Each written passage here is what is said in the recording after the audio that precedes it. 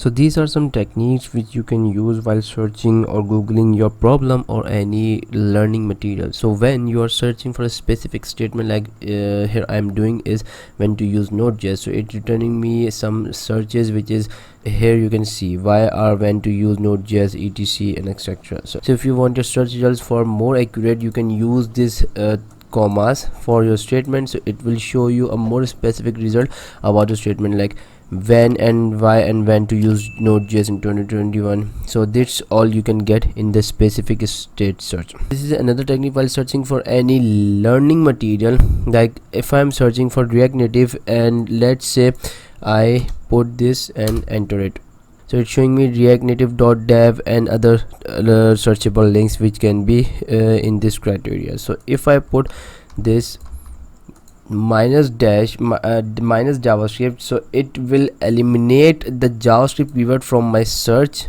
and show me the result for only React Native. So it be a more accurate according to the React Native which I am want to search in my Google. Another search which can give you a relatable website, like if I'm doing here is related semicolons and github.com, and it's showing me the Gitbucket and other alternative or related websites to GitHub, like Gitbucket, git.scam.com and others. So let's say if I do this dev.to, so it show me relatable websites according to dev.to, which is somehow this one, blog melot.com and scottwd.com and etc.